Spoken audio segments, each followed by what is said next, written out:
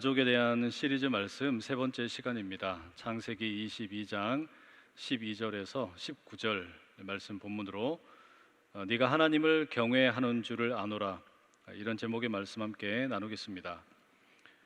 유대인들의 민간 설화 가운데 오늘 본문과 관련하여 이런 이야기가 있습니다.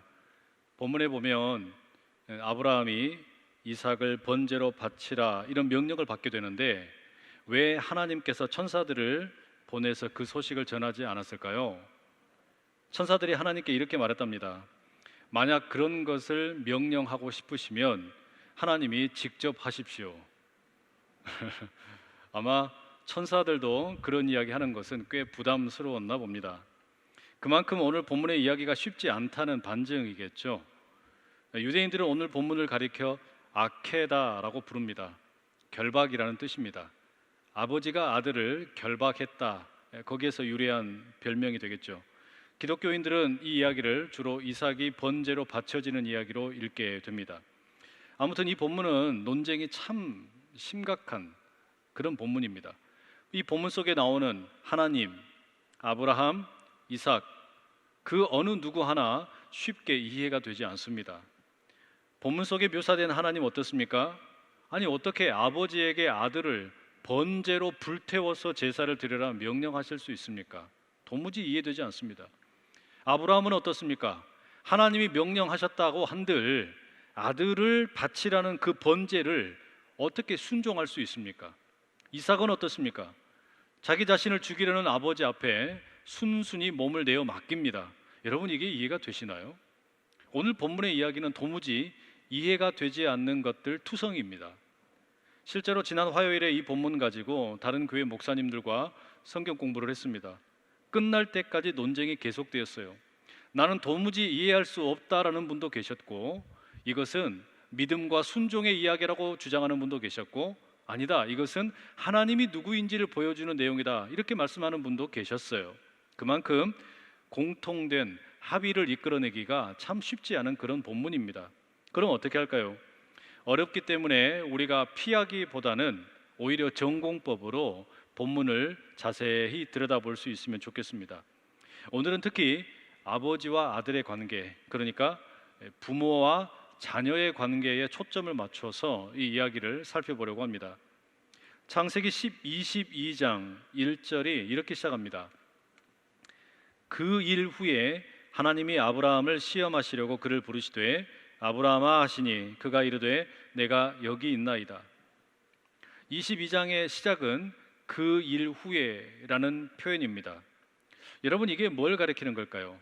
그 일, 그러니까 아마도 22장 앞에 있는 21장의 이야기 후에 그런 의미를 말하는 것이겠죠. 개역 개정 성경은 그 일 후에라고 번역을 했고, 새번역 성경은 이런 일이 있은 지 얼마 뒤에라고 번역을 했습니다. 만약에 이렇게 보면 21장을 가리키는 것으로 보입니다. 그런데 공동번역 개정판은 이런 일들이 있은 뒤에라고 번역을 합니다. 그냥 하나의 일이 아니라 여러 가지 일들이 있은 뒤에라는 것이죠. 영어 번역 성경 대부분도 이와 같은 해석을 따르고 있습니다. 저는 이 번역을 따라 읽고 싶습니다. 그러니까 단지 22장의 이야기는 21장의 일이 있고 난 다음에 말을 하는 것이 아니라 12장 아브라함의 처음 이야기부터 21장까지의 모든 이야기, 그 다음에 무슨 일이 있었다라는 겁니다.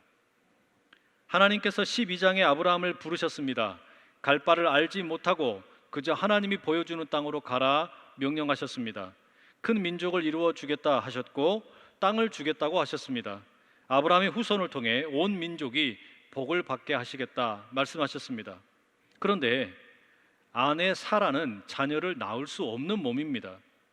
아브라함은 조급해집니다. 사라 역시 마찬가지입니다. 결국 그들은 사라의 여종인 하갈을 통해 이스마엘이라는 아들을 얻게 됩니다. 그런데 불가능하다고 생각했던 일이 일어나고 말지요. 사라가 임신을 합니다. 아들을 낳습니다. 그 아들의 이름이 이삭입니다. 하나님께서 약속하셨던 아들을 얻었으니 얼마나 행복했을까요? 얼마나 좋았을까요? 이제 모든 것이 행복할 줄만 알았습니다. 그렇지 않습니다. 이삭과 이스마엘 두 아이들 사이에 다툼이 일어납니다. 그리고 그 아이들의 다툼은 어른들의 싸움이 됩니다. 사라는 아브라함에게 단호하게 요구합니다. 하갈과 이스마엘을 쫓아내라고 말합니다. 아브라함에게는 이스마엘도 아들이고 이삭도 아들입니다. 그런데 자신의 본처인 사라의 말을 거부할 수가 없습니다. 결국 너무나 마음이 아프지만 사라의 요구대로 하갈과 이스마엘을 내보냅니다. 그게 창세기 21장의 이야기죠. 이런 일들이 지난 후에 하나님께서 아브라함을 부르십니다. 아브라함이 대답합니다. 내가 여기 있나이다. 하나님께서 2절에 이렇게 말씀하시죠. 여호와께서 이르시되 네 아들 네 사랑하는 독자 이삭을 데리고 모리아 땅으로 가서 내가 네게 일러준 한 산 거기서 그를 번제로 드리라. 이 말씀은 여러 면에서 아브라함에게 처음 들려주셨던 창세기 12장 1절과 비슷합니다. 하나님께서 하란에 살고 있던 아브라함을 부르셨습니다. 그리고 말씀하시죠. 너의 고향과 친척과 아버지의 집을 떠나라. 그리고 내가 너에게 보여주는 땅으로 가라 말씀하셨습니다. 이와 아주 비슷한 방식으로 22장 2절에 말씀을 하십니다. 너의 아들, 너의 사랑하는 독자, 너의 이삭을 데리고 내가 보여주는 산으로 가라. 상당히 비슷하다라는 것을 짐작하게 됩니다. 여러분, 이게 뭘 말하는 것이겠습니까? 22장의 이 부름은 일종의 재확인하는 부름이라 말할 수 있습니다. 12장에서 하나님이 처음 부르셨습니다. 고향과 친척과 아버지의 집을 떠나라고 부르셨습니다. 혈연과 지연을 버리고 하나님께서 보여주실 땅으로 가라는 부르심입니다. 아브라함은 이 부르심에 기꺼이 순종했습니다. 그리고 기가 막힌 은혜를 수도 없이 많이 경험을 했죠. 그 은혜의 절정에 이삭이 있습니다. 그런데 하나님이 다시 부르십니다. 고향과 친척과 아버지의 집을 떠나라고 하셨던 것과 아주 비슷하게 너의 아들, 너의 사랑하는 독자, 너의 이삭을 떠나라고 말씀하시는 겁니다. 그리고 하나님께서 지시하는 땅으로 가라 말씀하십니다. 여러분, 이 부르심에 아브라함은 이제 어떻게 응답을 해야 합니까?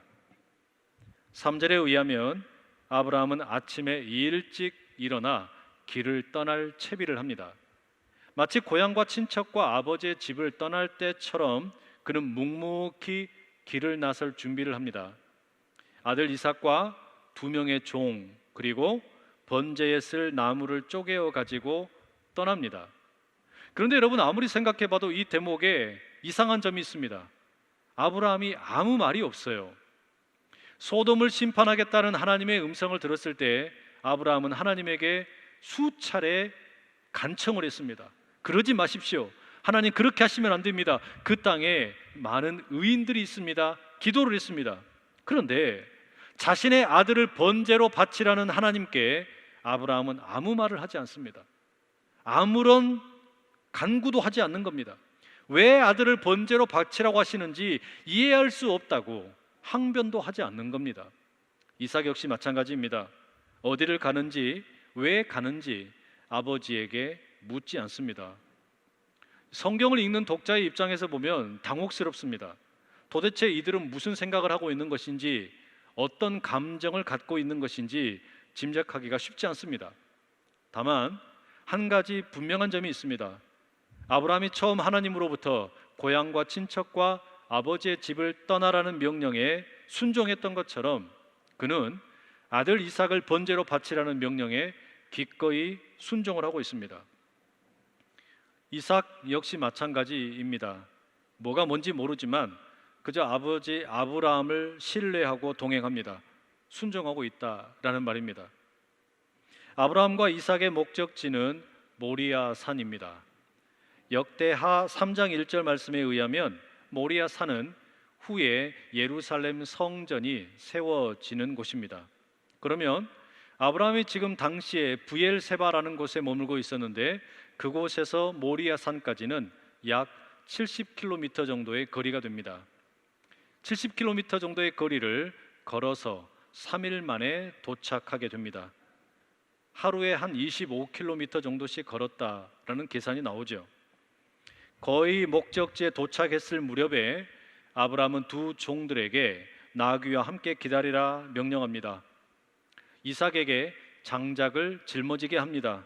그리고 자신은 불과 칼을 손에 들고 아들과 함께 모리아 산을 오르게 됩니다. 오늘 본문 6절은 두 사람이 동행했다라고 표현합니다. 아버지와 아들이 침묵 가운데 함께 등산을 합니다.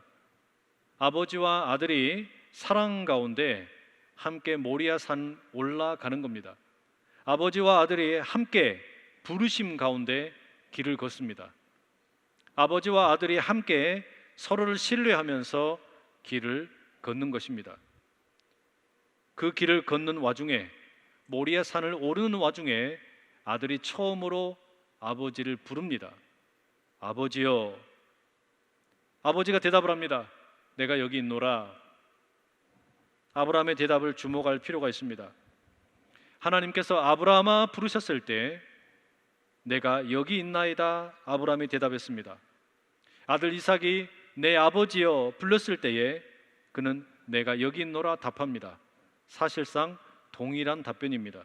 무엇을 말하는 걸까요? 아브라함은 하나님의 부르심에 대해 매우 세심한 사람이었습니다. 뿐만 아니라 그의 사랑하는 아들에게도 동일하게 세심한 아버지였습니다. 이 땅의 그리스도인 부모들에게 이런 모습이 있기를 소망합니다. 하늘의 하나님께서 부르실 때 내가 여기 있나이다 응답을 하고, 땅의 자녀들이 아버지와 어머니를 부를 때에 내가 여기 있노라 세심하게 응답할 수 있는 부모들이 될 수 있으면 참 좋겠습니다.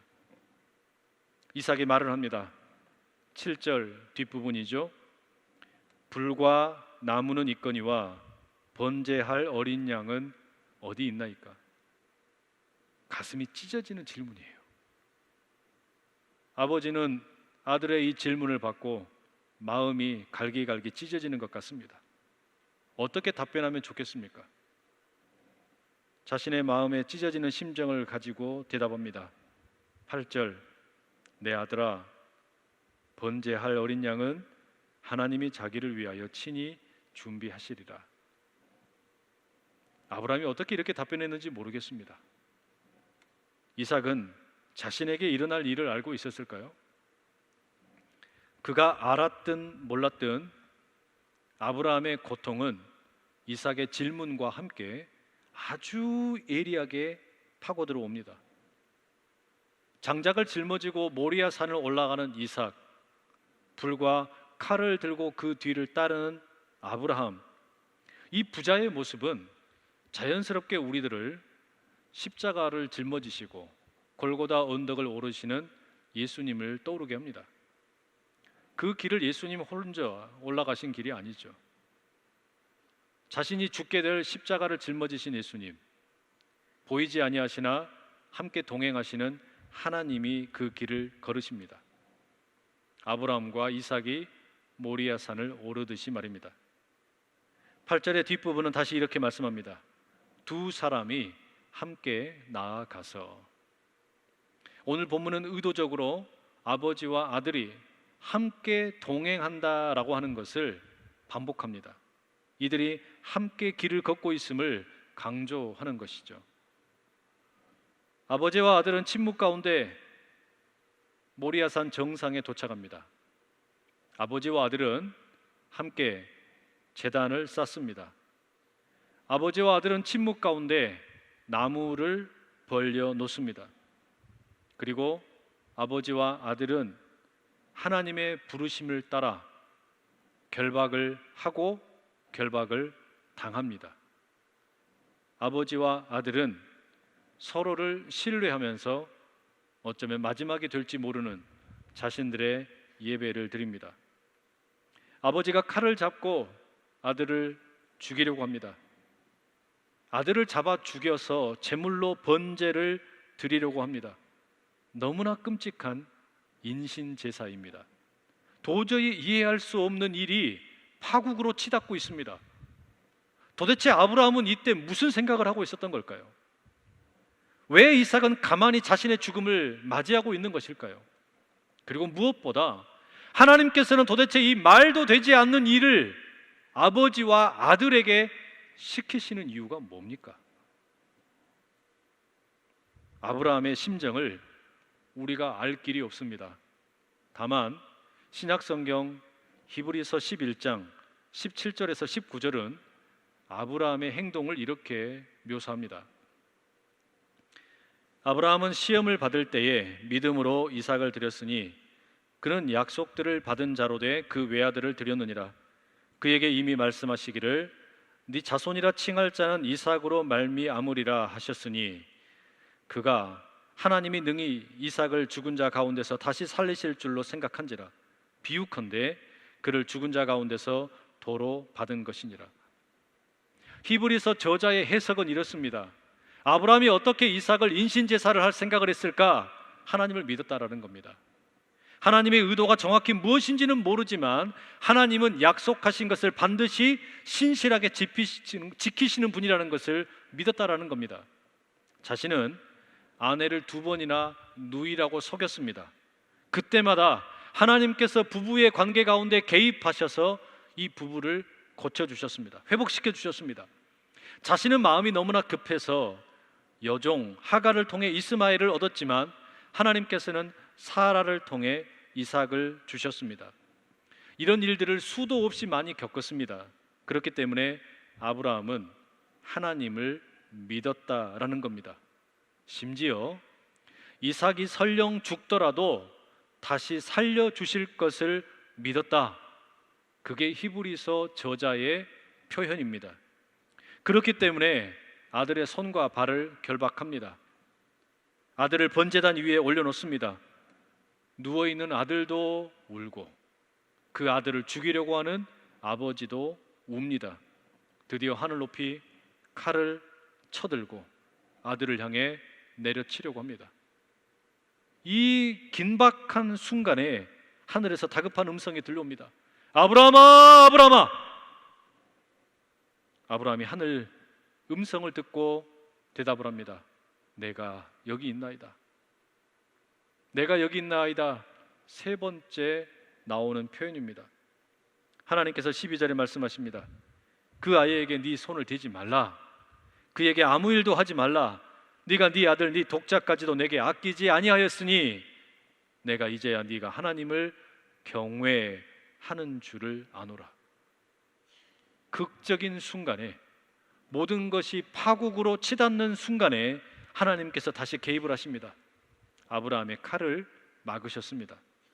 그리고 이어지는 말씀이 네 아들까지도 나에게 아끼지 아니하는 것을 보니까 네가 정말로 나를 경외하는구나. 네가 정말로 나를 예배하는구나. 네가 정말로 나를 믿는구나. 하나님 말씀하십니다. 무슨 의미일까요? 22장 1절 아브라함에 대한 하나님의 시험이었습니다. 아브라함을 시험하시기 위해 하나님께서 이 모든 것을 요구하셨습니다. 아브라함을 향해 고향과 친척과 아버지의 집을 떠나서 하나님께서 보여주실 땅으로 가라 명령하셨습니다. 아브라함은 그 첫 번째 명령에 잘 순종했습니다. 하나님께서는 그런 아브라함을 귀하게 여기시고 열국의 아비가 되게 하겠다, 엄청난 복을 주셨습니다. 그러나 하나님께서는 반드시 확인을 하셔야만 했습니다. 정말로 아브라함이 이 약속의 신실한 인물이 될 것인가? 정말로 내가 저 아브라함을 그리고 저 후손들을 약속의 자손으로 사용할 수 있을 것인가? 왜냐하면 아브라함과 그의 후손들은 온 세상을 구원하고자 하는 하나님의 통로이기 때문입니다. 그런데 지금껏 아브라함은 여러 번 실수했습니다. 때로 하나님을 실망시키기도 했습니다. 그렇기 때문에 아브라함이 정말로 하나님에게 최우선 순위를 두고 있는지, 하나님의 말씀을 그 어떤 것보다 소중하게 여기는지 하나님께서는 확인하고 싶으셨던 겁니다. 바로 그런 이유로 아브라함이 가장 아끼는 이삭을 바쳐라 명령을 하셨습니다. 여러분, 여기서 우리는 하나님의 마음을 적어도 3가지 정도 배우게 됩니다. 첫 번째는 하나님은 우리에게 자녀를 숭배하지 말라 말씀하십니다. 숭배와 사랑은 다릅니다. 자녀를 사랑하지 말라는 의미가 아닙니다. 마땅히 모든 부모는 자녀를 아끼고 사랑할 수 있어야 합니다. 그러나 자녀를 하나님의 자리에 두는 것은 곤란합니다. 그것은 마치 우상 숭배와 같은 것이기 때문입니다. 아브라함이 그랬습니다. 이삭이 태어나기 전에는 어쨌든 하나님의 말씀에 최우선순위를 두고 살았습니다. 하나님의 말씀에 자신의 삶의 의미가 달려있다고 믿었습니다. 이삭을 바라보게 될 때, 이삭이 태어나는 순간 그런 생각들이 바뀌어버리게 되었습니다. 이삭이 너무나 사랑스러워요. 이삭이 너무나 귀합니다. 그래서 자신의 모든 삶의 무게중심이 하나님의 말씀으로부터 이삭에게로 옮겨지고 말았습니다. 이삭이 잘 될 수만 있다면, 이삭이 미래가 보장될 수만 있다면 다른 모든 것은 내가 포기할 수 있다. 그런 이유 때문에 하갈과 이스마엘도 쫓아내지 않았습니까? 그게 뭡니까? 아브라함에게 이삭은 우상이 되어버린 것입니다. 바로 그런 아브라함을 향하여 하나님이 말씀하시고 또 오늘 우리에게도 말씀하십니다. 자녀를 우상 숭배하지 말아라. 여러분, 요즘 우리는 우리의 자녀들이 우상이 되는 경우를 참 많이 보게 됩니다. 출산율이 참 낮습니다. 가정에서 아이를 한 명, 많이 낳아야 2명 낳습니다. 그러다 보니 한 아이를 둘러싸고 수많은 어른들이 있습니다. 엄마, 아빠, 이모, 고모, 삼촌, 할아버지, 할머니까지 많은 어른들이 아이 하나를 그냥 물고 빱니다. 아이를 금지옥엽처럼 여깁니다. 아이가 스스로 독립적으로 살아갈 수 있도록 내버려 두지를 않습니다. 너무 과잉 보호하는 경우가 많습니다. 무슨 말이겠습니까? 아이가 우상이 되어버린 가정들이 참 많아요. 여러분, 하나님께서 우리에게 요구하시는 것은 자녀를 사랑하지 말라는 것이 아니라 자녀의 앞에 하나님이 계신다는 것을 잊지 말라는 겁니다. 두 번째, 하나님께서는 자녀를 희생시키지 말라 메시지를 주십니다. 아브라함과 이삭 이야기의 결론이 뭡니까? 하나님께서는 사람을 죽여서 제물로 바치는 인신제사를 원하지 않는다는 겁니다. 여러분, 이것은 아브라함이 살던 당시에 가나안 사람들의 종교와 관련이 있습니다. 가나안 사람들은 자신들이 믿는 신에게 드릴 수 있는 최고의 예배를 자기 자녀를 바치는 것이라 생각했습니다. 내가 내 신을 믿는 그 믿음을 무엇으로 증명할까? 자기 자녀를 죽여서 인신제사를 드리는 게 최고의 예배라고 생각을 했습니다. 그만큼 내가 이 신을 믿는다 드러내고 싶었던 것이죠. 그러나 구약성경 레위기 18장 21절은 이렇게 말씀합니다. 너는 결단코 자녀를 몰렉에게 주어 불로 통과하게 함으로 네 하나님의 이름을 욕되게 하지 말라. 나는 여호와이니라. 무슨 말씀입니까? 하나님은 우리가 우리의 자녀를 인신제사 드리는 방식으로 예배하는 거 원하지 않는다는 거예요. 하나님은 가나안 지방의 신들처럼 자녀의 생명을 요구하는 비도덕적이고 저급한 신이 아니라는 말씀입니다. 그래서 성경은 인신제사를 분명하게 금하고 있습니다. 그런데도 구약 성경을 우리가 읽어보게 되면 많은 경우에 이스라엘은 인신제사의 유혹에 넘어갑니다. 이스라엘이 가나안 주변의 인신제사를 그대로 흉내를 냅니다. 북이스라엘의 많은 임금들이 그랬고 남유다의 아하스 왕과 므낫세 왕이 그랬습니다. 결국 하나님께서 아브라함과 이삭의 이야기를 통해 우리에게 주시는 메시지는 분명합니다. 부모의 믿음을 증명하기 위해서 연약한 자녀를 희생시키지 말라는 겁니다. 부모의 믿음을 위해서 혹은 나의 믿음을 증명하기 위해서 연약한 다른 누군가를 희생시키지 말라는 이야기예요. 우리가 오늘날 여기에 대해서 반성할 게 참 많죠. 믿음이 좋다고 알려져 있는 가정에 자녀들이 성장을 한 후에 교회를 떠나는 경우가 왕왕 있습니다. 목회자의 자녀들, 장로 가정의 자녀들, 중직자 가정의 자녀들, 선교사의 자녀들 가운데 많은 이들이 장성을 해서 믿음을 버려버립니다. 왜 그럴까요? 아마 모르기는 해도 어린 시절에 부모의 믿음 때문에 자신들이 희생되었다라고 생각하기 때문일 겁니다. 아버지가 목사지 내가 목사냐? 아버지가 장로지 내가 장로냐? 아버지가 선교사지 내가 선교사냐? 이런 식의 생각이 자녀들의 마음에 많이 있다는 이야기예요. 부모의 믿음 때문에 자녀들에게 희생을 강요하다가 그것이 오히려 자녀들의 믿음을 잃게 만들 때가 참 많다는 이야기입니다. 여러분, 우리는 이 두 가지 메시지를 함께 꼭 기억을 해야 됩니다. 부모와 자녀의 관계에 대해서 부모에게 반드시 들려주는 메시지가 있습니다. 여러분, 자녀를 우상 숭배하지 마십시오. 동시에 부모의 믿음을 증명하기 위해서 자녀들을 희생시키지 마십시오. 하나님께서는 우리에게 그런 부모와 자녀의 관계를 원하지 않으십니다. 마지막으로 살펴볼 게 있습니다. 그렇다면 하나님께서는 부모와 자녀에게 무엇을 원하시는 걸까요? 아버지 아브라함과 아들 이삭이 모리아 산을 함께 오릅니다. 함께 번제단을 쌓고 사랑과 신뢰 가운데 아버지는 아들을 결박하고 아들은 결박을 순순히 당합니다. 번제를 드리려고 합니다. 그런데 그걸 하나님이 막으셨어요. 그리고 순양을 예비해 주십니다. 그 순양이 대신 번제로 드려집니다. 아브라함은 그 땅의 이름을 여호와 이레, 여호와의 산에서 준비되리라, 이렇게 이름을 붙입니다. 아브라함은 순양을 보고 그렇게 이름을 붙였겠죠. 그러나 우리는 여호와 이레, 이 말씀을 그렇게만 읽을 수 없습니다. 앞서 말씀드렸던 것처럼 모리아 산은 예루살렘 성전이 세워진 곳입니다. 그리고 그 예루살렘은 예수님의 십자가가 세워진 곳입니다. 무슨 말이겠습니까?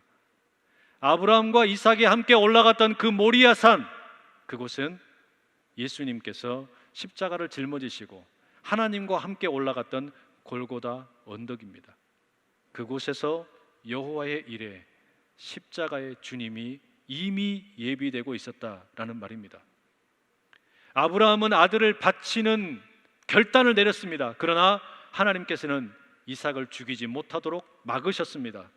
그런데 여호와 이레의 하나님께서는 바로 그 동일한 장소 모리아 산에서 골고다의 언덕에서 아들 예수 그리스도를 십자가에 내어주셨습니다. 내어주는 신용만 하신 것이 아니라 실제로 그 아들 예수 그리스도를 죽음으로 내모셨습니다.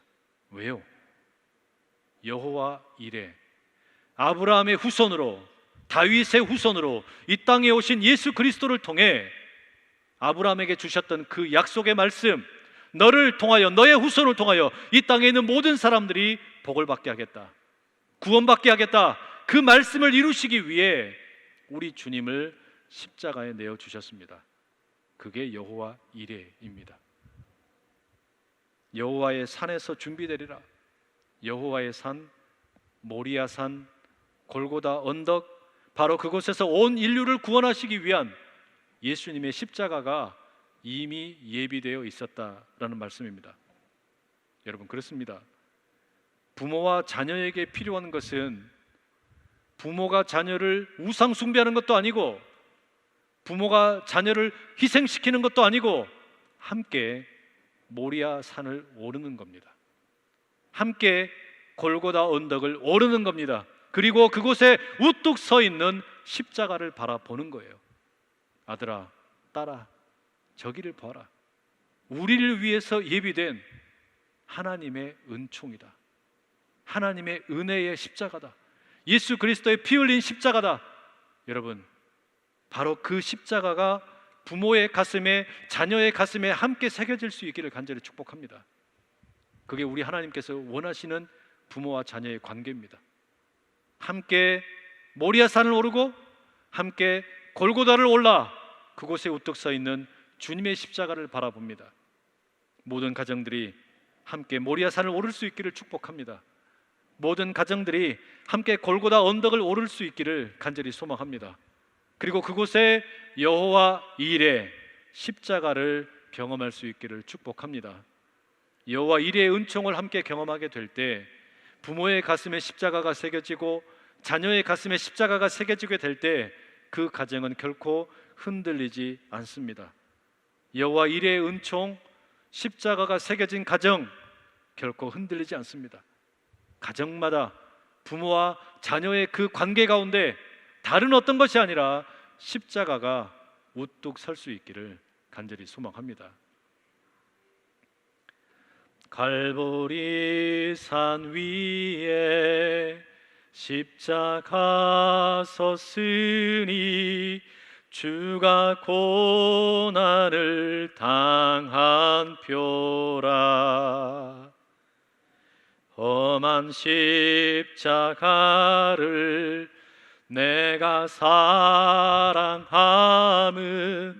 주가 보혈을 흘림이라. 최후 승리를 얻기까지 주의 십자가 사랑하리. 빛난 면류관 받기까지 험한 십자가 붙들겠네. 함께 기도하겠습니다. 사랑하는 하나님, 우리 가정의 부모와 자녀의 관계를 주님께 맡겨드립니다. 주님께서 우리 가정에 허락하신 귀한 선물 자녀들로 인해서 감사합니다. 하오나 자녀들이 때때로 가정의 우상이 될 때가 있습니다. 자녀들을 하나님보다 더 사랑하지 않도록 부모된 우리의 마음을 다스려 주시옵소서. 때로는 부모의 신앙을 증명하기 위해 자녀들을 희생시킬 때도 있습니다. 자녀들이 부모의 신앙으로 인해 희생양이 되지 않도록 또한 지켜 주시옵소서. 오히려 아브라함과 이삭이 함께 사랑과 신뢰의 걸음으로 모리아 산을 올라갔던 것처럼 하나님과 예수님께서 함께 사랑과 신뢰의 걸음으로 골고다 언덕을 오르셨던 것처럼 우리들의 가정 가운데 부모와 자녀가 함께 모리아 산을 오르고 골고다 언덕을 오르게 하여 주시옵소서. 그리고 그곳에 우뚝 서 있는 여호와 이레의 십자가 은총을 우리가 경험케 하옵소서. 거룩하신 예수 그리스도의 이름으로 기도드립니다. 아멘.